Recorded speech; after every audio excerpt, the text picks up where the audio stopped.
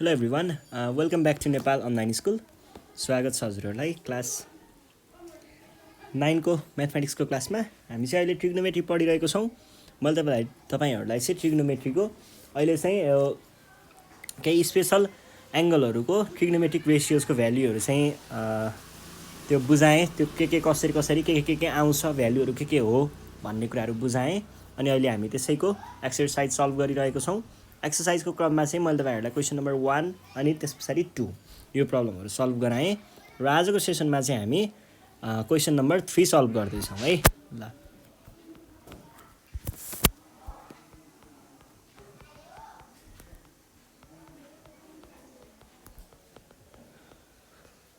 In the given figure, triangle DEF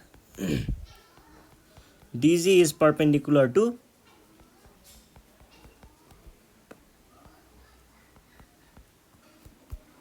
if DE equals to EF equals to FD equals to X,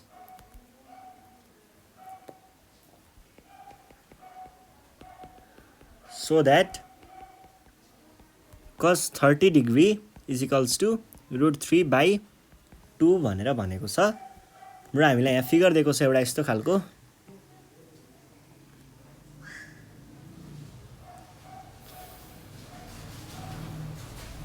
यो figure छ र यसमा के भएको छ भन्ने कुराहरू हेरौँ है।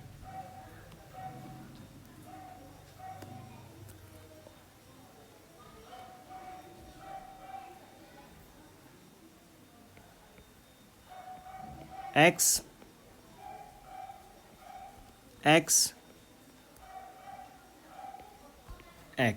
यो एक्सहरू छ, यो थेटा छ, 90 डिग्री छ, एफ छ, ई छ, डी छ। ल हेर्नुहोस् है, अब के भनेको रहेछ एकचोटि बुझौँ। एक्सको कुरा भइ नै हाल्यो। cos 30 डिग्री भनेको चाहिँ √3/2 देखाउनु पर्ने।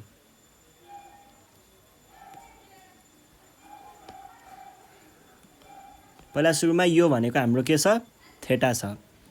cos 30 डिग्री भन्यो, 30 डिग्री इज इक्वल्स टु √3/2 देखाउनु पर्ने।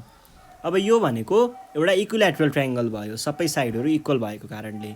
भनेदेखि हामीले के भन्न पाइयो, यो 60 डिग्री भन्न पाइयो, यो 60 डिग्री भन्न पाइयो, यो टोटल 60 डिग्री हो। टोटल 60 डिग्रीमा यो जुन लाइन छ यो पर्पेन्डिकुलर कुनै पनि एउटा इक्विल्याटरल ट्रायङ्गलको एउटा भर्टेक्सबाट यदि हामीले पर्पेन्डिकुलर ड्रप गर्छौँ त्यसको अपोजिट साइडमा जाने गरी भनेदेखि त्यतिखेर के हुन्छ, यो एउटा त यो लाइन भनेको एङ्गुलर बाइसेक्टर हुन्छ। अर्को चाहिँ यसले यो थर्ड साइडलाई पनि ठ्याक्कै बाइसेक्ट गरेको हुन्छ। भनेपछि यो भनेको 1/2x आयो, यो पनि 1/2x आयो। अब हामीलाई भ्यालु निकाल्नु पर्ने छ cos 30 को। यो 30 डिग्री हुन्छ है। यहाँ के भन्नु पर्यो भन्दाखेरि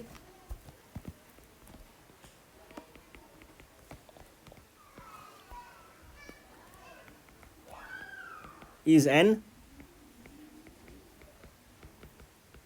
equilateral triangle अनि त्यस पछाडि एङ्गल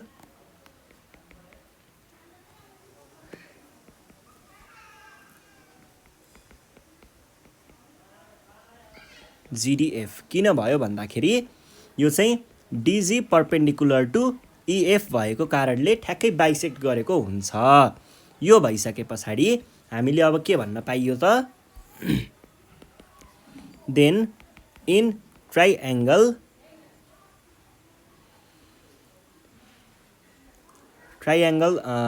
DEG मा चाहिँ के हुन्छ भन्दाखेरि हाम्रो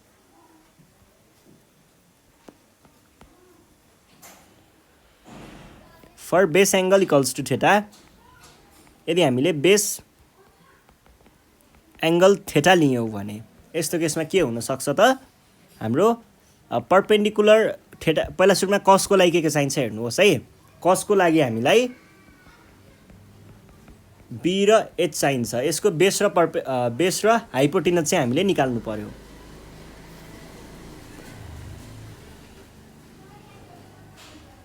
बेस एङ्गललाई र राइट एङ्गललाई जोड्ने हाम्रो यो भनेको बेस हुन्छ र राइट एङ्गलको अपोजिट भनेको हाम्रो हाइपोटिनस हुन्छ भनेदेखि हामीले यहाँ के भन्न सक्यौँ यसको भ्यालु x भयो अब DG को भ्यालु हामीलाई निकाल्नु पर्नेछ भने पर्पेन्डिकुलर हैन हामीलाई बेस चाहिँ चाहिएको छ बेस भनेको फेरि DG हो DG को भ्यालु ठ्याक्कै निकाल्नको लागि चाहिँ हामीले पाइथागोरस थ्योरमबाट एउटा फर्मुला लगाउन सकिन्छ h² - p² जानेर हाम्रो h भनेको चाहिँ x छ र p भनेको चाहिँ के छ हाफ अफ x छ यिनीहरुको स्क्वायर र यो मैले हाफ किन लेखेको हो भन्दाखेरि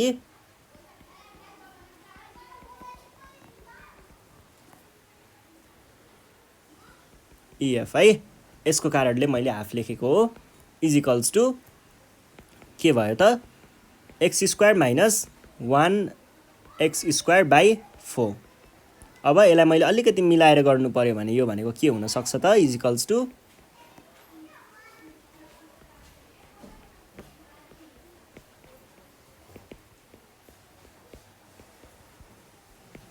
यो भनेको यो हुन सक्छ है अब अर्को हाम्रो हाइपोटिनस भनेको के छ x छ then cos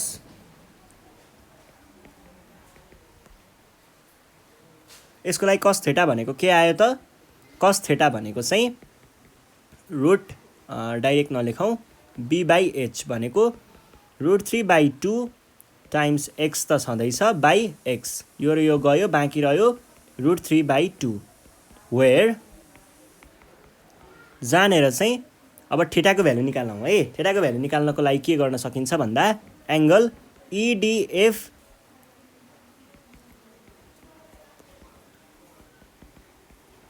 angle of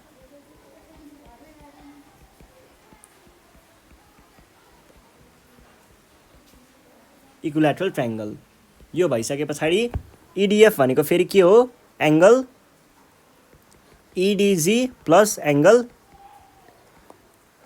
GDF equals to 60 degree भयो जानेर यो भनेको त थीटा हो फेरि अर्को पनि यो त इक्वल हो नि त भनेपछि यो पनि थीटा आयो इक्वल्स टु 60 डिग्री और 2 थीटा इक्वल्स टु 60 डिग्री और थीटाको भ्यालु कति आयो 30 डिग्री Therefore cos थीटा को साटो 30 डिग्री इक्वल्स टु √3/2 आन्सर आयो है ल यो भइसकेपछि अब हामी जाउँ हाम्रो नेक्स्ट क्वेशनमा question number B question number B मा चाहिँ हामीलाई के दिएको छ भन्दाखेरि in the given figure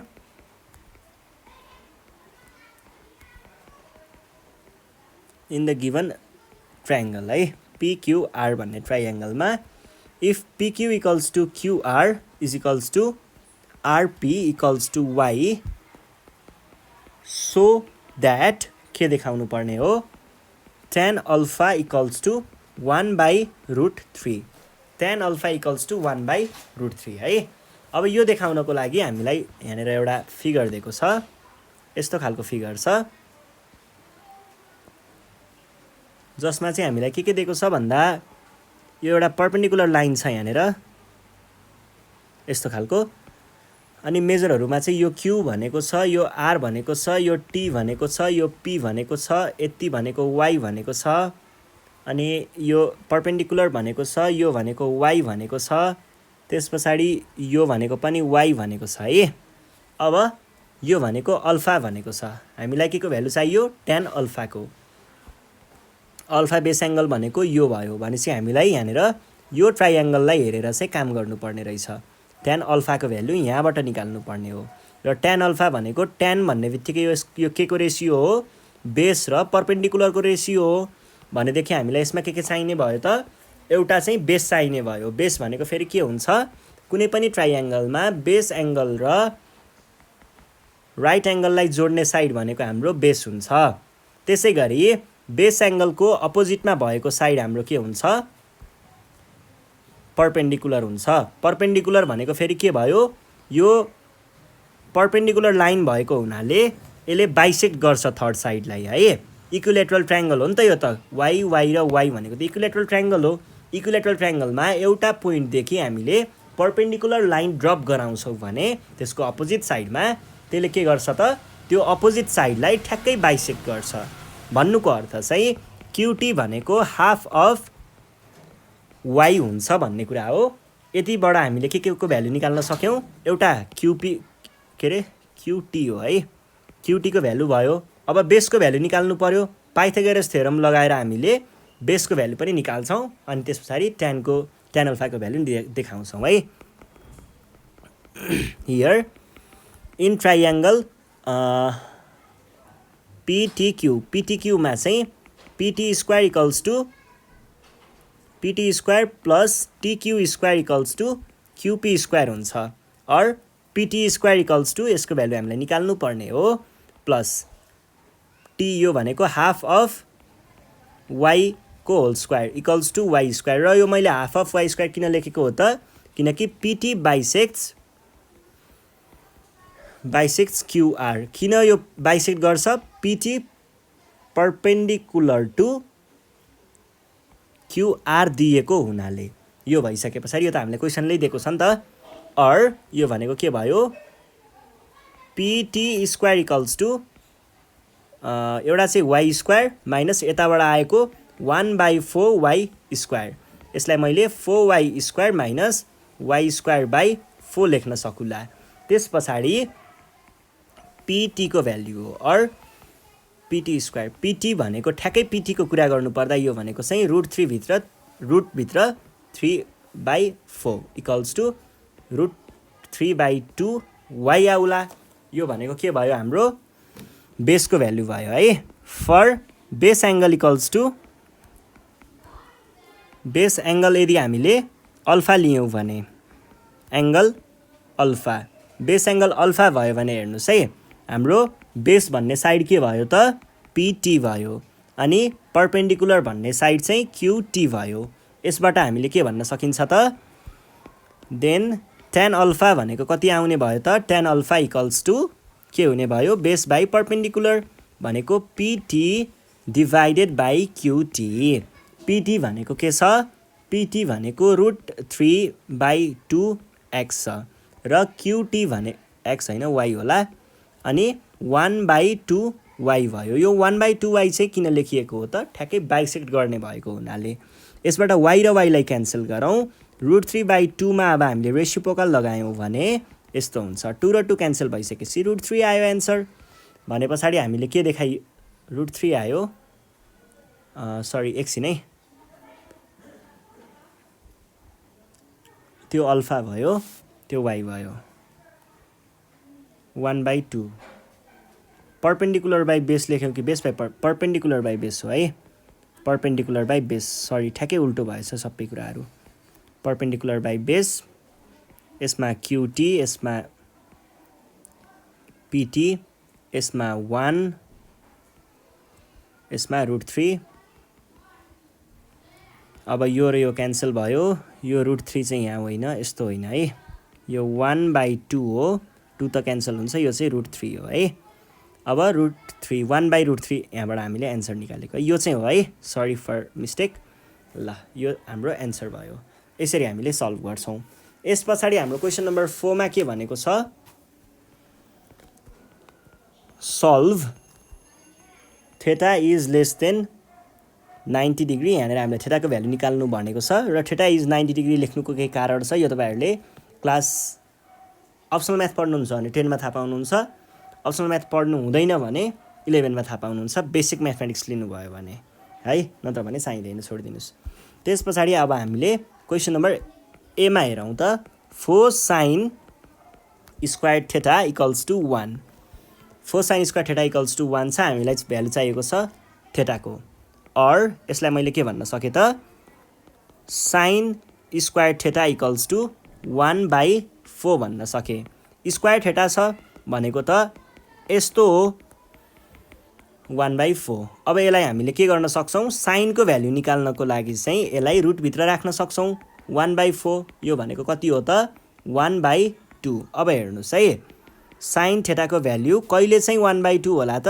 theta equals to sin को इन्भर्स अफ 1/2 यो sin को इन्भर्सले चाहिँ के जनाउँछ त यसले चाहिँ के जनाउँछ भन्दा जस्तै थीटा इक्वल्स टु यो भने यसले जनाउँछ कि sin थीटा जस्तै मैले यहाँनेर x भने ल sin थीटा भनेको x हुन्छ भन्ने जनाउँछ हेर्नुस् है थीटा को भ्यालु कति हुँदाखेरि x दिन्छ भन्ने कुरा चाहिँ हामीले निकाल्नको लागि यो युज गर्छौं है। यसलाई साइन इन्भर्स अफ x भनेर भन्छ।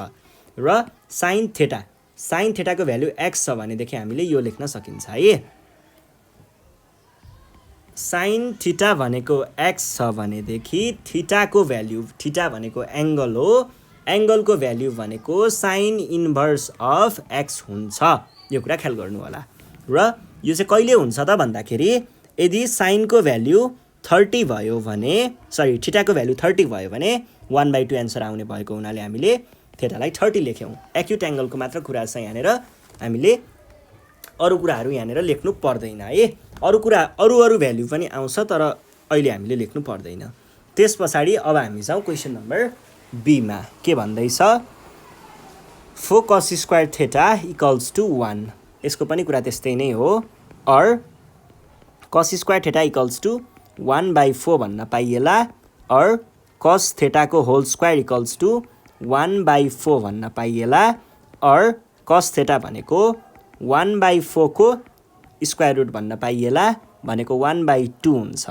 हेर्नुस् है, cos थीटा को भ्यालु 1/2 हुन्छ भने थीटा को भ्यालु कति हुन्छ भनेर निकाल्नको लागि हामीले cos इन्भर्स अफ 1/2 राख्ने गरिन्छ। अब cos को भ्यालु थीटा को भ्यालु 60 डिग्री भयो भने त्यसको भ्यालु 1/2 आउँछ। cos 60 equals to 1/2। त्यही भएर मैले त्यहाँनेर 60 डिग्री लेखेँ। त्यसपछि हाम्रो सी नम्बरमा अर्को क्वेशन छ, sin theta equals to 1/√3 sin 60 degree. अब यहाँनेर हामीले के गर्छौं भन्दा भ्यालुलाई रिप्लेस गर्छौं। और sin थीटा इक्वल्स टु 1/√3 छँदैछ। sin 60 डिग्री भनेको के हो? √3/2 हो। √3 क्यान्सल भइसकेपछि 1/2 आउँछ। अब हेर्नुस् त, यसले त कतातिर लग्यो त हामीलाई? थीटाको भ्यालु भनेको साइन इन्भर्स अफ 1/2 हुन्छ भन्नेतिर लग्यो। यो भनेको फेरि कति हो त? 30 डिग्री हो। सकियो है। ल अब हामी जाउँ क्वेशन नम्बर डी मा। के भन्दैछ हामीलाई? cos थीटा इक्वल्स टु √3 भित्र राखेर cos 60 डिग्री। यो भनेको के हुने भयो त? cos थीटा छँदैछ √3 र cos 60 डिग्री भनेको कति हो? 1/2 हो, भनेको √3/2 आयो। अब cos थीटा को भ्यालु कहिले चाहिँ हाम्रो √3/2 आउला त?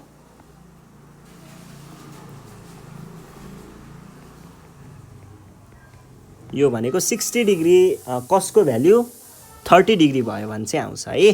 भनेपछि थीटा को भ्यालु 30 डिग्री भयो। यसपछि हामी जाउँ क्वेशन नम्बर ई मा। क्वेशन नम्बर ई मा चाहिँ 2 sin थीटा इक्वल्स टु √2। यो भनेको के भयो त? और sin थीटा इक्वल्स टु √2/2। अब हामीलाई के थाहा छ त? 2 भनेको √2 टाइम्स √2 हो। √2 को स्क्वायर भनेको 2 हुन्छ। यसपछि हामीले के भन्न सकिन्छ? √2 क्यान्सल भइसकेपछि 1/√2 भन्न सकिन्छ साइन को भ्यालु। अब हेर्नुस् है, यहाँनेर थीटा भनेको 1/√2 साइन इन्भर्स 1/√2 हुने भयो है। ल यो को भ्यालु चाहिँ कति हो? 45 हो है। 45 हो। यदि तपाईहरुलाई यो झ्यामझ्याम गर्न सक्नु भएको छैन अथवा भ्यालुहरु याद छैन भने तपाईहरुले क्याल्कुलेटरबाट पनि गर्न सक्नुहुन्छ। पहिला सुरुमा शिफ्ट थिच्नुहोस्, त्यसपछि साइन थिच्नुहोस्। त्यहाँनेर त्यो यस्तो खालको यो चीज आइसकेको होला, यति आयो होला, ब्र्याकेट ओपन पनि आयो होला, अनि 1/2 अथवा 0.1/√2 भनेपछि 0. तिर नजाउँ, 1/√2 नै हो। इजिकल्स टु थिच्नुहोस् त कति आयो? 45 आयो। त्यही हाम्रो एन्सर हुन्छ। 45 डिग्री लेख्न नबिर्सिने। त्यसपछि क्वेशन नम्बर एफ मा जाउँ। एफ मा छ 2√3 अनि cos थीटा इक्वल्स टु 3। यसबाट मैले क्रस मल्टिप्लिकेसन गर्दै cos थीटा को भ्यालु चाहिँ कति लेख्न पाएँ त? 3/2√3 लेख्न पाएँ। जहाँ चाहिँ के हो त? 3 भनेको √3 को √3 टाइम्स √3 हो। 2 टाइम्स √3। यो र यो गयो भनेदेखि मैले के भन्न पाएँ त? थीटा भनेको चाहिँ cos इन्भर्स अफ √3/2 हो भन्न पाएँ, भनेको 30 डिग्री हाम्रो एन्सर आयो। त्यसपछि जी नम्बरमा जाउँ। जी नम्बरमा के भनेको छ 3 tan theta इक्वल्स टु √3 यसबाट चाहिँ के भन्न सकियो त or tan theta equals to √3 divided by 3 भनेको के हो त 3 भनेको √3 टाइम्स √3 हो